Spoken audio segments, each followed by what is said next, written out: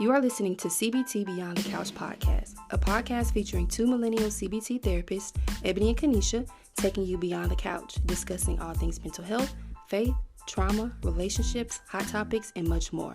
We have been friends through high school, college, grad school, and are now colleagues working towards combining realistic, holistic, and faith-based interventions to offer healing to all.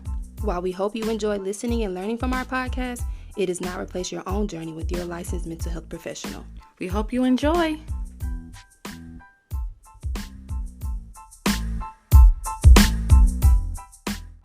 Welcome back to CBT Beyond the Couch. We're your hosts. I'm Ebony. And I'm Kanesha. Episode 4. 4 we in here. This for real. Legit. I know. All right. Starting off with our couch check. Right, friend, how you feeling today? 1 to 10. Okay. I'm a 7 today. I know y'all I was on a high. Whoa. Today is a 7 only because, okay, so for those of you who know me personally, somebody hit my car on Saturday. So I'm without a car right now. So I'm a 7 until I can get a rental because I don't like having to depend on people for transportation. But also somebody hit my car. You know how I feel about my car, man. Well, let's go back. How many times have you been hit before? So in this car, this was the first time. But before I got this car, I got hit in December and then I got hit in January. And that's what led me to get a new car.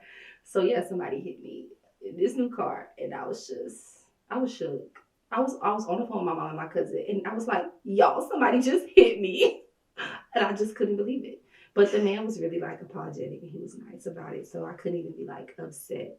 So it was fine. And I'm fine. So it's just not having my car. So hey, like we always say, it's replaceable. Yes. You're not. Yes. So I'm glad you're so okay. many people text me that. So yes. Yeah. Yes. Yeah. But what about you? I am a 9. Okay. As y'all can see, my fit, it was Master's Week. Okay. Your girl was working hard. I got some moolah. And that's why I'm happy. I feel like me working this week put me back on top financially and to really, splurge on myself or take care of some things that I really need. But reason why I'm not a 10 because I was still working my regular job. And so I'm really tired. But the money though. Yeah. The money looking good. And it's good because it was spring break, so the kids weren't Right. as needy. So Right. So yeah, so I'm a 9. Okay. We in there. I mean, Yes. Okay. All right, couch check. okay. So episode title. Or episode topic. Mm-hmm. Y'all see my shirt? Hold on. More love. We're talking about love today, y'all. And relationships. What is love? Can we talk about love, y'all? That's my Kirk Franklin voice, by the way. For those of you who know that song, you know what song I'm talking about. But yeah. Screaming. All right, so we're going to define love using the Bible, how the Bible defines love. So that is found in 1 Corinthians chapter 13, verses 4 through 8 is what we're going to read. All right. Love is patient. Love is kind. It does not envy. It does not boast. It is not proud. It does not dishonor others. It is not self-seeking. It is not easily angered. It keeps no record of no wrongs. Love does not delight in evil, but rejoices with the truth. It always protects, always trusts, always hopes, always perseveres. Love never fails. I'm glad you only whispering. Love never fails. Yes, so that is how the Bible defines love. But I find it so crazy because in the world, love is not always those things, or what we feel like is love. Right. It does not always feel like those things. Because easily angered. I feel like some people been mad at me. And I'm mad at some folks too. So, but flesh gonna fail. Yeah, but even though, okay, well, easily angry. So does that mean we're not supposed to be get angry at the people that we love because of small things? Is that what you think it means, or I feel like it means like, just say if, you know, I just waste some red juice on your shoes. You're like, Ebony, I can't believe you did that. You be like, take a time to be like, just take in what happened and don't be so easily mad at me for doing that to you. Which just goes back to the first thing, being patient very in true. the situation. I feel it. I like patience, so. You are very patient. You think so? I don't think so. I think it depends on the people. Like my sisters would probably say I'm not, or my mom would probably say I'm not, but maybe other people would probably be like, yeah. So it just depends on the person. So, I'm but that's special. crazy though. Now that I think about it, because like I obviously like I love my mom and my sisters, so why am I not as patient with them? We're gonna have to dive into that another time. But yeah, so that's Love. very interesting. Yeah. Feel like you've been in love before? Have I been in love before? I guess, yes. Okay, we'll do that later though. Okay. Go ahead. Okay, so before we dive into like our experiences with like love and relationships, first we wanted to talk about love languages and love styles. So we both had taken like the love language quiz before. So what was your number one love language? Words of affirmation. Oh, I guess we should tell people who don't know what they are first. Yeah, go ahead. So the 5 love languages are physical touch, quality time, words of affirmation, receiving gifts, and acts of service. So you say your number one was words of affirmation? And I feel like it's words of affirmations because just with like my childhood, I feel like my mother, my grandmother, my grandfather, they all showed me the other things. Like, always had gifts, always like, hey, let me do this for you. Or, quality time. Like, my mom always made sure, like, went to the park and, like, did stuff together. Same thing with my grandfather. He had a day off. We gonna be in the yard, like, helping him clean fish or helping him sit in his lap and watching while we cut the grass or something. But it never was a time where people were like, hey, you're such a great girl. Or, like, you're so, like, smart. Like, not saying they didn't do that, but it wasn't as often as the other things. So I feel like growing up, I look for words for people to tell me, like, I'm great. And I feel like when people tell me, like, Ebony, like, you really doing, like, you a boss. I'm like, okay, I love it. Okay. Yeah. But yeah, I feel like just like my childhood, not having that one thing makes me want it more as an adult. That makes sense. Makes a lot of sense. Okay. What about you? Number one? Okay, so my number one is quality time. And I think why that is so, I don't know, me and my family growing up, we did do a lot of stuff together, like family stuff. And it was just always fun and exciting. And I loved, like, even still now, we do a lot of family stuff together. On both sides of my family. But growing up, I didn't have a lot of that with my dad's family just because, like, I just wasn't there. I don't know why. But also, like, with my mom and my dad individually, I don't think I had, like, that one-on-one like quality time as much with them. So that's probably why I really value that, especially now. And I get a lot of that now with both of them. But I would say words of affirmation is probably my second one, just because like I said like growing up they did always affirm me. It was always like you're so smart. Or I tell people like what high school you graduated from or what middle school or whatever you went to. I'm like C.T. Walker or Johnson. They're like, oh, you a smart girl. Like, right, yeah. So I feel like people have always affirmed me and like, of course, being smart, but in other things as well. Like growing up in church, I was affirmed with like, being beautiful and all that kind of stuff. And I guess I just like to hear how awesome I am. So, right. So words of affirmation is a close second, but definitely quality time is like number one for me. I love that. Yeah. I will say though, I feel like my love languages maybe varies within friendships and relationships. I feel like I may need words of affirmation from this person, but this other person I probably want more so quality time or physical touch from them. Yeah. So I feel like I'm having to take the test every time I'm in a relationship with someone, or I'm gonna say relationship, but situationship. I feel like I'm like, okay, this person right here really makes me feel love because they do this for me. I'm like, it could not be words of affirmation. It could be just acts of service. Yeah. Like they show them they care to take care of things when I'm busy. Right. So I feel like it just varies between the relationships I have with different people too. Yeah, I definitely agree with that.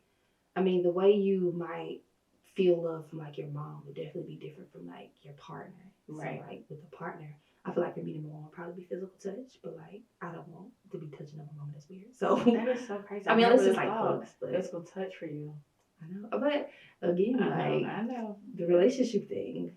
So, but yeah, I think it is physical touch like in relationships. But so yeah, that's cool. What do you think is like your least, or what is your least? Of the 5? Yeah. The least probably would be receiving gifts. Mm-hmm. Because I feel like I'm the type of person, you buy me a gift, I'm like, oh no, we just could have just chilled at the house, quality time. Yeah. But like, I said too, I'm real picky about my gifts. If you give me something I don't like, We are literally the same. That's receiving. You really don't know me. Yeah. And this probably sounds so bad, but like with gifts, I'm not saying I'm never gonna be like satisfied, but I feel like people don't pay attention enough to know what I really want. So it's always like, thank you, I really do appreciate this, but like, I ain't need this. Right. Exactly. So yeah, no, receiving gifts is definitely like my least out of 5. And that sounds so bad. And like I said, I appreciate people give me gifts because you don't have to do that. But yeah, people don't get you like what you really want.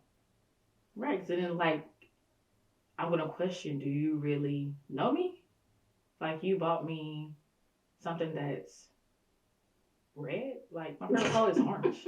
Like like why did you even put the thought process into it? But I do appreciate the people who do like pay attention and get me what I really want. Cause like my godparents, I posted on Facebook that I really wanted some like white chocolate covered strawberries. It actually got me that for my birthday. So like that gift was like thoughtful and I really appreciated that. Right. So if you pay attention, then I will appreciate it. And let me not say that. I'm appreciated regardless, right. But I'm really, really appreciate it if it's something that I, said that I wanted or posted that I wanted, So I did that. But it's still not as special as like being able to hang out with you, spend time with you. So also I've noticed that I like the love language that I feel like I want with a person is the one thing that they can't do. So like for example, if I'm in a situationship with someone who's always on the go, I want the quality time from them. Yeah. Or like if I know they're not really good with like being emotionally in tune with me, I want the words of affirmation. Yeah. So it's like we want what they're not giving. But I feel like really all of these love languages at some point we want them. Why do I have to pick? Like do it all. Do it all. Give me everything. Yeah. But that means we have to do it all too. Hey. So yeah. Yeah. Okay. So with doing research about, we already knew about like the 5 love languages, but we found something new and it's called the 7 love styles. And I thought that was really cool. So we took the quiz and we found out what our primary love style is.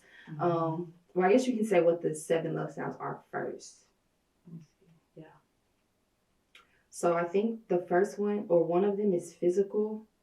They have activity, financial, emotional, intellectual, appreciation, and practical.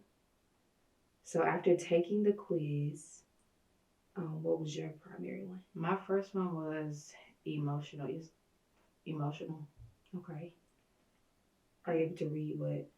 It actually went out. Okay, I'll read it. Go ahead. Emotional. It said those who focus on the emotional love language feel loved when their partner is able to connect with them, support them through difficult and scary emotions.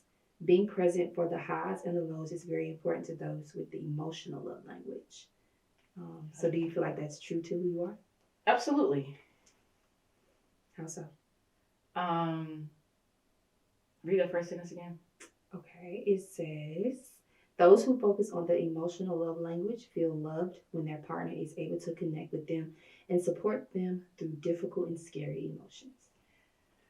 Really, I feel like that's first affirmation because I'm gonna feel affirmed by them. Yeah. So I'm going through a hard time. They could be like, "Hey, I know you can get through this. Like you're powerful. You're great." So I Mm-hmm. feel like the emotional part, like you know how to pour into me to bring me back up to the top. So I feel like that. That's definitely me. That's definitely me. Yeah.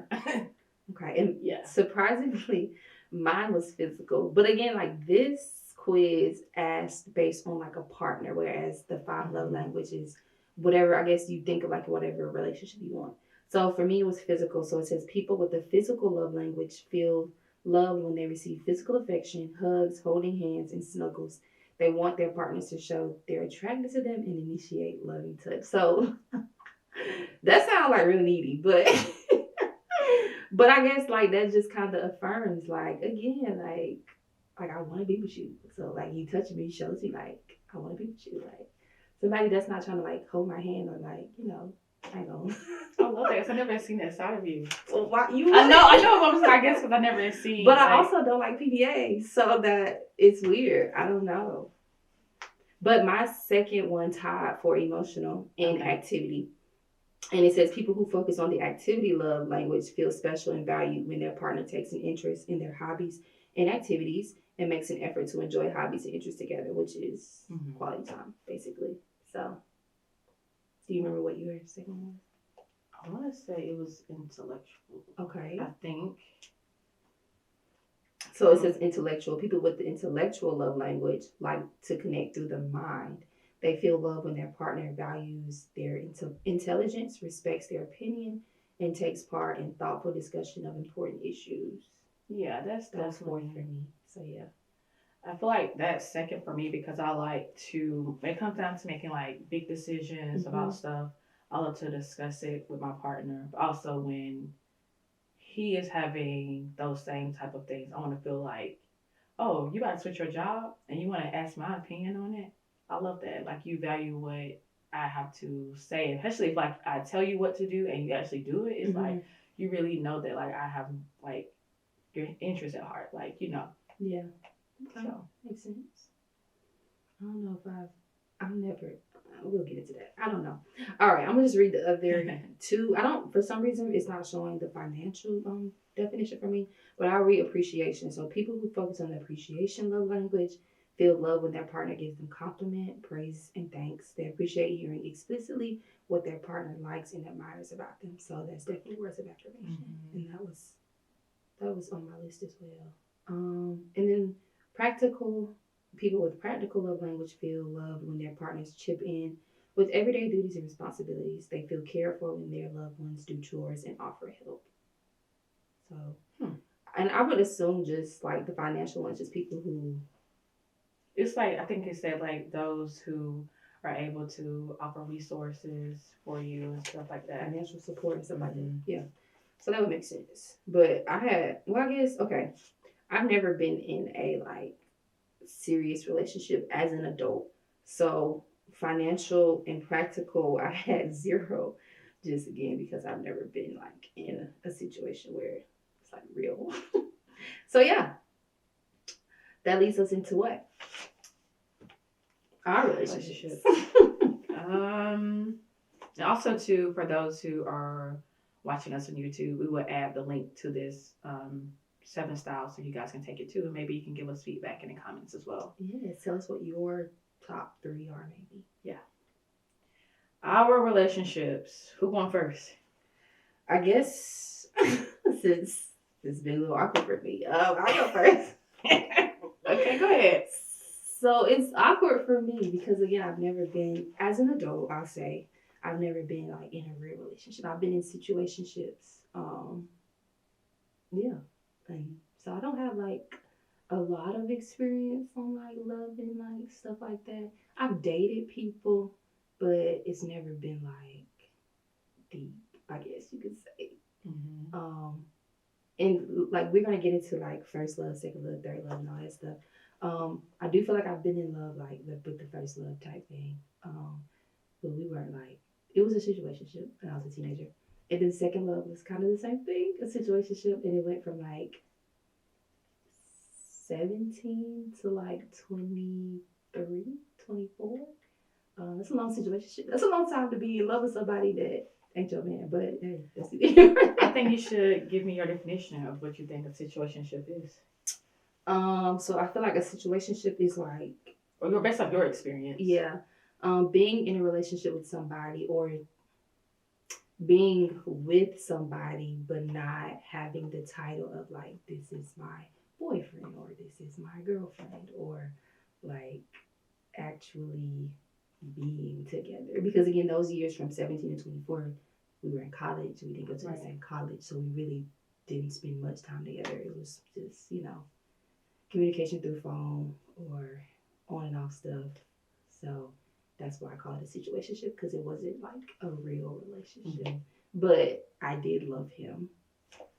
So well. Man, nothing wrong with it. I love it. So yeah, that's how I would define like a situationship. So, and that's why I talk about like love relationships weird to me because I've never like, I guess, experienced real love like how the Bible explains it. I mean, other than love with God, but not like with a male counterpart. So, okay. Okay. What do you think was the missing piece from going from situationship to relationship? The distance? No, because I feel like people can be in relationships and it be long distance. Mm-hmm. But I think just that mutual like adoration, that mutual like wanting to be together, and of course the title, and then like both sides acting on like you guys being together.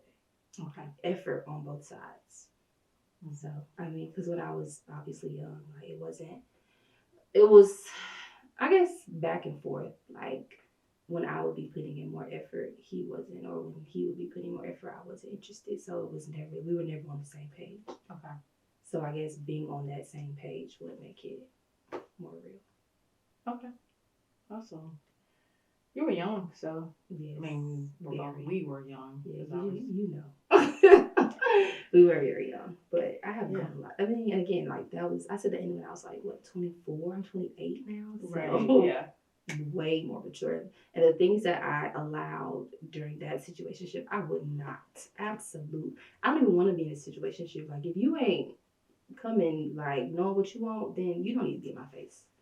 So, and that's just the truth now. Like, I don't have time for crazy stuff no more. So, like, be for real. Right. We grown. Absolutely. So, yeah. For sure. All right. Tell us about your experience with love and relationships. So, for me, I don't really count my high school relationships as I wouldn't say they weren't important, but they just not, we in high school. Yeah. Because yeah. You know what I'm talking about? Mm-hmm. I don't think we should go there. No. Let's not. I mean, unless you want, but it depends. Okay, we're going to not do that. Okay. Anywho, so I would say I've probably had one major experience or relationships. I was 20 years old and we finally ended things for good on my 25th birthday. That's a long time. Yeah, so in between, I'm not going to go into super details because he's not here to defend himself in anything, so I don't want to bash him or like that, but we were on and off for those 4.5 so years. In that time, we lived together, like traveled together, made big decisions together, but at the same time, we were never always like on the same page. Like we would start out great, lovely, but then a major decision has to happen, and then it's like we really not on the same page. Right. So I would say the reason why we failed was because he was more so grind mode. Like he trying to build an empire. Like, hey, like I want you not to have to work in the next 5 years. I'm gonna grind it out so I can do what I can do to make sure that we good. But with that came with me knowing that he couldn't put me first. So at that time, I'm like, okay, you grinding hard, you out here working like so much, and yes, like you're paying all the bills, but I still want to feel supported and loved as your partner. Right. Not saying he didn't, but it's just like sometimes I would come home and he'd be so like in the zone, he wouldn't speak to me, and it's like, or at the same time, different careers. So he was an entrepreneur. I'm still in grad school, so like our financials like different. Yeah. He got money. I'm broke. Yeah. So then now he's trying to support me and he's like, hey, I'm doing all these things for you, but you need to do this for me. And I'm like, I'm working like as much as I can. I'm in grad school. I can't really give you what you need. And so it's like we couldn't give each other what we need throughout those 4.5 years. And we kept trying and trying and trying. And it's like, hey, we can't let it continue on. So yeah. 4.5 years of experience. Would you say that you were in love? Absolutely. It was a point where I would tell myself, like, if I had to defend him, stand in front of him, it comes down to, like, you know, my life on the line, I would take the bullet or something like that. Oh, wow. Because I knew that at that time, too, like, building our empire or whatever, when we were married and had children, I knew he would have been able to carry on what I had going on and still support our children or anything I had left behind. He would have took care of it, which is weird to say because I don't want kids. But at that point, I knew I wanted to have a kid with him. But now I can't really say I want to be a mom, but that's another episode too. But yeah, I really can't say I was in love. And I still very well have love for him because I mean, he took care of me for a good period of time and supported me with things I needed. So, yeah. What would you say is the difference between being in love with someone, loving someone, and then having love for someone? Oh, having love for someone. Okay, being in love. You said being in love is being in love, loving someone, and then having love for someone. Okay. I feel like the top tier is being in love. I feel like that's where you sacrifice everything. It's sacrificial. Like I know that I probably didn't work all day and you need me to pour into you. I'm going to do it. Loving someone is I feel like you can create boundaries more concrete because you're not going to overstep like that. And having love for someone is knowing it's appreciation. Okay. Bottom line is appreciation. Yeah. I would say that too. Yeah. I think having love, I would say, is like I care about you. Like I want the best for you, but I'm not like knee deep in with you. Yeah, it's that wall. Like, Yeah. But then like loving someone, it's just, I feel like, because we should love everyone. So again, it's like I care about you. I want you to win. I'm here if you need me. Oh my God, your back. I feel like that's love. And vice versa. Like you should feel that way for me too. And then being in love is like I want to be in your skin. Like I love you, man. In the skin, in the flesh with them. Yeah, like like this my person. Or you feel like that. Because sometimes we are in love and that's not like who God intended us to actually be with. But yeah. So yeah. Okay. When you said that, that's what made me think of like the differences of those three. I just asked you a question too, but now it'll come back to me. I hope. Relationships. Yeah, I can't remember. Okay. Well, I have another question. Okay, good. So like we talked about a little bit about like our past relationships. So what is something that you learned in your last relationship that you would take going into like a new relationship now as in like a grown woman? Because we grown. Which is another reason why it didn't work out. I feel like since I was so young, I didn't know how to love myself. And so I was conforming myself to be someone that he wanted me to be. Because that's all I knew. I wasn't confident in myself. So I just, whatever he told me, I took it in. So now going to a new relationship, I know who I am and I know what I can bring to the table. I know what I'm going to put up with, and I know what, my tolerance, my Mhm. boundaries. So I feel like me actually knowing who I am and loving myself, who I am whole, is the one thing I could take. Because, Yes, I yeah. love that. And that reminds me of the book. I think it's called Wholeness. Yeah, by Mm-hmm. Pastor Troy. Yeah. Like that, like you really do have to like love yourself and know who you are before entering to like a serious relationship, because it can change the way you see yourself. It can change who you are, and you Absolutely. lose yourself in like that person. So you definitely do have to like love yourself and know who you are and be confident in who you are, so that person can love you and not change you. Because if they want to change you, then they obviously not the person for Yeah, you. exactly. But yeah. So, yeah. Okay. What about you? I would say the same thing for sure. But also just like not allowing someone to disrespect me. Like Mm-hmm. no, and again, it goes back to just being confident who I am. Like knowing what I am willing to accept and not allowing someone to manipulate that. Oh, So put it in the air. About that. yeah. So just being confident in who I am, being strong with who I am, and knowing that I do deserve to be treated a certain type of way. Mm-hmm. So not letting them treat me any kind of way because I know how I should be treated. So I think that's what I've learned, and that's what I will take into, whenever the relationship comes. And with that too, I feel like was another thing that's important to me is taking things for what it is. Yes. I feel like I put myself in situations where I'm like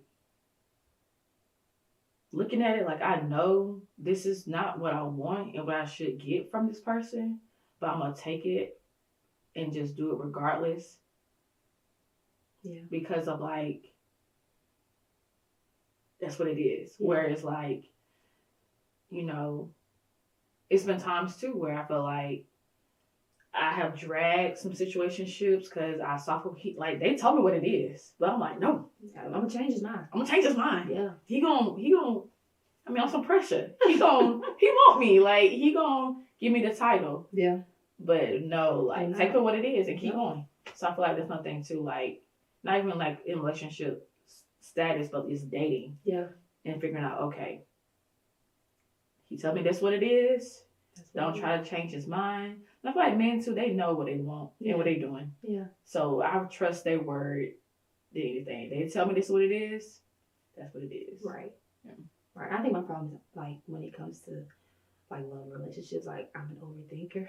So like you might say one thing and I'm like, I can perceive this like three different type of ways. Like, what does he mean by this? Like, so yeah, and then it's bad. Like, so just being able to like clearly communicate or just take what they say for what it is and not try to change it to manipulate it to what I want it to be.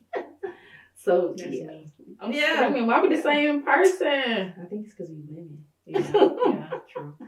Yeah, so that's something that I need to work on. And I know like in my last it wasn't a relationship, the last person I was dating, just again the communication piece, like the anxiety that I get when it comes to dating someone new or talking to someone new, like it makes me not communicate what I'm thinking or what I'm feeling.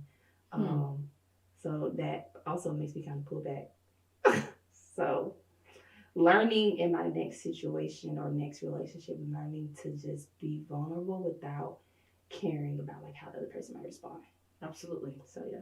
No, I'm real big about being vulnerable. So yeah, I definitely. It's harder for me. I know. I know. We get you there, but hey, you on a podcast now, baby. You're vulnerable. You taking that step. I mean, yeah, but it's different when it's somebody you like or somebody you are interested in. So that's true. Yeah. So my question I had, why do you think relationships fail? Oh yeah, okay. I think it goes back to again like love being patient. Like when we see somebody, I think I said this on another episode. It's like we see somebody and he seems like a full package. We like, oh, I'm gonna marry him. We don't even know him. So it's like we're not patient. Mm-hmm. So they fail because again, not patient. Also just because it's probably not love. Like it's like it's more of like infatuation or what is it, lust, I guess. Mm-hmm. So if it's not like true love, then that's why it fails because as the Bible says, love does not fail. So I think that's why certain relationships fail is because it's not real love. I agree. Yeah. Absolutely. But then that makes me think because we wrote down to talk about the. So I've always seen on social media about like how you have like three loves in your life. Mm-hmm.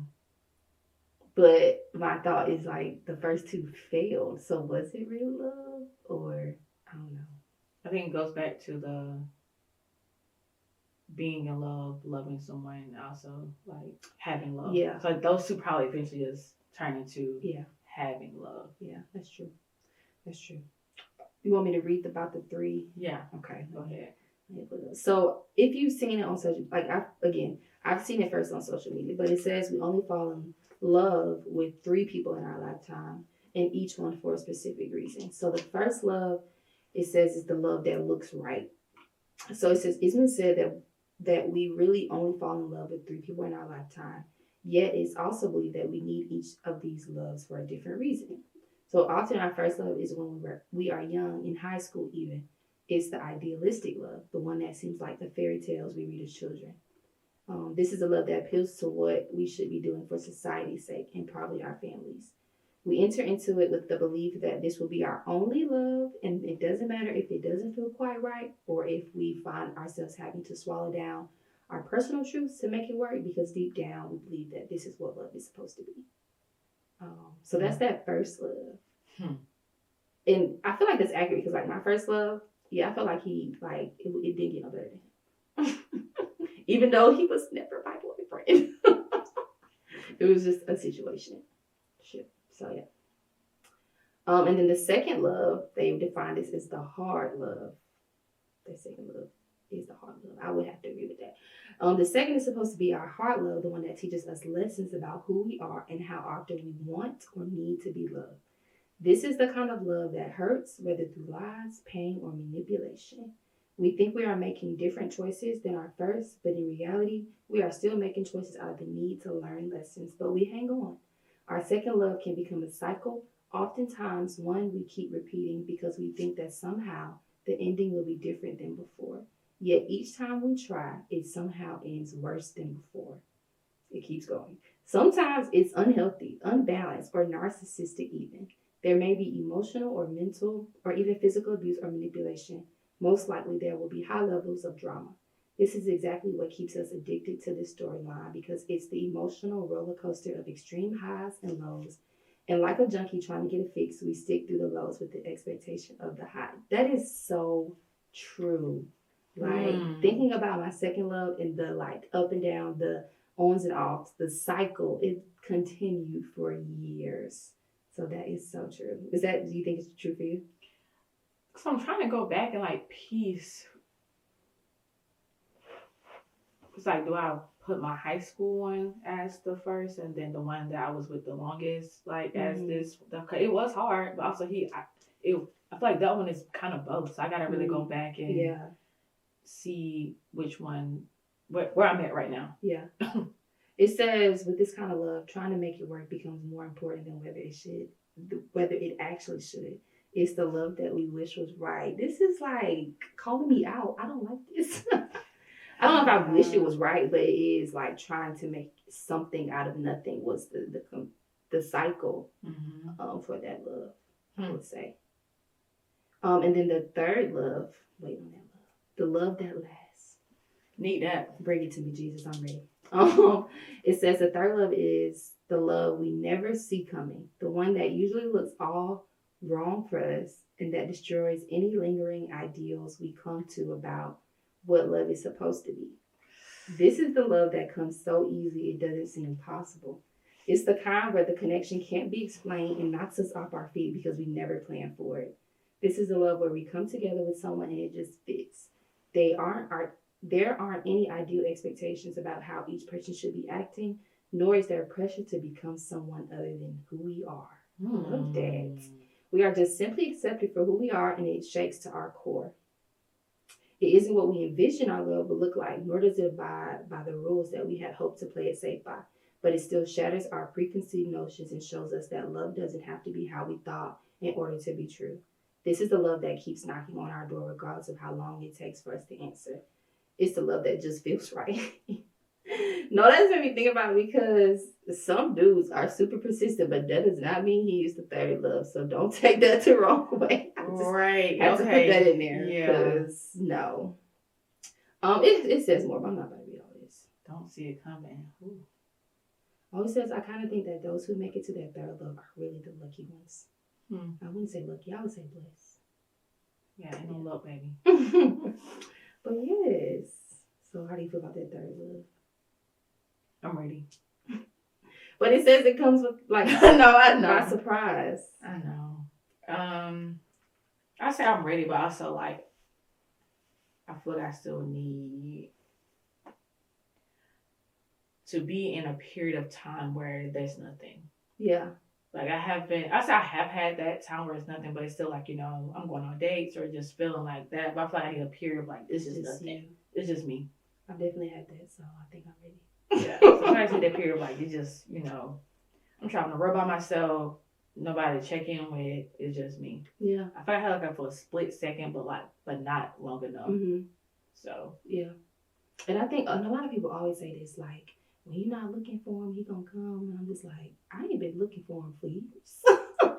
And here I am, still just me. But I'm okay with that. Yeah. But it's still like, I just feel like when God is ready. Mm-hmm. Like, so, what does me think about? One time I was driving, and I think at that time I was dating somebody, or talking to somebody, whatever. And I think I was like asking God, like, all right, God, like, I'm ready for the one. Come on, why you want to send up? And I just remember hearing, like, if I send him down, you gonna mess it up. I was like, oh, okay, God, you ain't have to do me like that. But like for real, that just mean like I wasn't ready for it at the time. So yeah. I feel like intentional prayer with relationships is like, I remember I prayed to God for like, God, if he's not the one, please show me. Then then it's like, bam, like, huh? I think I did it a lot with that second love, and I still kept going back. Huh? So yeah. And God be like, girl, I done told you. You prayed for it, I showed you, and you still. And it's like, dang, I was like, God, please take him away from me if it's not like what I need. Mm-hmm. And it's like, boop. Yep. I'm like, oh. Okay, God. And it's crazy because sometimes we pray that, but we're not really ready for it. We're not ready. I have a blog. Because we want God to be like, okay, yeah, he the one. So keep fighting for it. But that's not what he has for us. It's that one thing I have a blog post I'm writing about is like, we tell everybody to pray, but you got to be ready for what you pray for. Mm-hmm. Yes. Like, be ready for it, because if you praying it, knowing like what's the outcome of it, be ready. Right. 100%. Yeah. Because he going to give you the answer. And if you're not ready for it and it's not what you want, you're going to end up setting yourself up for hurt. So, yeah, that's that. Yeah, I don't even know. That's how God works. So that's how he works. But I think I'm ready for that third love. So I'm gonna talk to him about it. See what you say. What you think? You ready for that? Yeah. Oh, you say you want to take some time for yourself. I just think, yeah. I'm still doing situationships right now, as you know. So I need to like either gonna keep brewing or I gotta dead it. Yeah. Yeah. So. Love is a lot. Yeah. Well, like I said, it's weird. It kind of made me a little uncomfortable.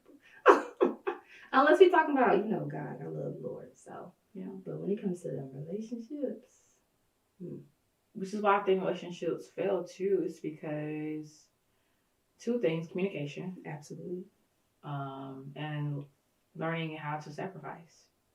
Like we have to realize, like you really got to give up some stuff. Yeah. Now that you said that, I don't think I'm ready to. Okay. I mean, but no, just thinking like, yes, that's relationships, but also just in our life, in our walk, and like loving God, you have to sacrifice. Yes. Of the flesh. So, yeah, I think the love of God and our relationship with God definitely models like love in relationships for sure, or it should model love in relationships. But absolutely, yeah, that's good. Okay. All right, ready to close? Yes. All right, we got our coping skills and affirmations. Let's see. Let's put this one.